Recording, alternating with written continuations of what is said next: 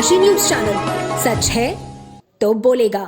Bharatiya Janata party के राष्ट्रीय प्रवक्ता और राज्यसभा सांसद सुधांशु त्रिवेदी ने वाराणसी के गुलाब बाग में आयोजित पत्रकार वार्ता में केंद्र के 2025 का बजट को समावेशी, दूरदर्शी और सभी वर्गों को लाभ पहुंचाने वाला बताया। उन्होंने दावा किया कि ये बजट उम्मीदों से कहीं अधिक है और इसमें आम जनता से लेकर युवाओं और इंफ्रास्ट्रक्चर के विकास के लिए कई महत्वपूर्ण प्रावधान किए गए हैं।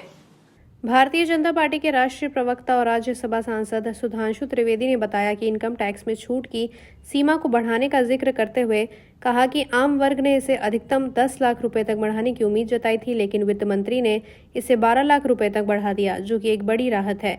इसके अलावा उन्होंने कहा कि बजट में न्यूक्लियर पावर के विस्तार और इंफ्रास्ट्रक्चर के विकास के लिए भी प्रावधान किए गए हैं, जिससे भारत की अर्थव्यवस्था को और गति मिलेगी। सुधांशु त्रिवेदी ने प्रधानमंत्री नरेंद्र मोदी की मंशा का हवाला देते हुए कहा कि यह बजट 2047 तक भारत को एक विकसित राष्ट्र और अगले साल तक भारत को बड़ी अर्थव्यवस्था के रूप में स्थापित करने में मदद करेगा। उन्होंने कहा, ये एक गर्व की बात है कि अगले साल तक भारत दुनिया की अर्थव्यवस्था में 15% योगदान देने में सक्षम होगा। इस समय विश्व में जो आर्थिक परिस्थितियां हैं वो आप देखें, युद्ध का वातावरण और कोविड के बाद जो इंडस्ट्री में रिसेशन है, जिसे हम फाइनेंस की भाषा में कहते हैं कि ग्लोबल हेडविंड्स। हेडविंड का मतलब जब जहाज चलता है ना, तो अगर सामने से हवा आ रही है तो स्पीड धीमी हो जाती है, और टेल विंड मतलब पीछे से आ रही है तो स्पीड तेज हो जाती है। इस समय स्पीड रोकने की। तो अब मैं सिर्फ ये कहना चाहूंगा कि मोदी जी के नेतृत्व में इस बजट ने एक बहुआयामी विकास का जो खाका प्रस्तुत किया है और समाज के सभी वर्गों को ऊर्जा देने की जो बात की है, उसने आज भारत को इस मुकाम तक पहुंचाया है।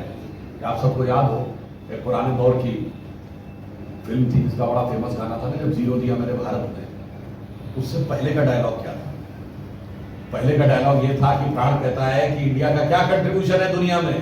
तुम्हारा मुल्क 2 रोटी खाता है तो 1 रोटी कर्जे की खाता है। India contribution to the world is 0, 0 and 0। 1970 के आसपास के, जब हमारे विपक्ष वालों के अनुसार सबसे शक्तिशाली प्रधानमंत्री इंदिरा जी का शासन था। पूर्वांचल की खबरों से जुड़े रहने के लिए आज ही सब्सक्राइब करें हमारा YouTube चैनल डनकाशी, और हाँ, लेटेस्ट अपडेट्स के लिए बेल आइकन को प्रेस करना ना भूलें। और आपके पास है कोई जानकारी या है कोई सूचना, तो हमारे दिए गए नंबर पर आप हमसे संपर्क कर सकते हैं।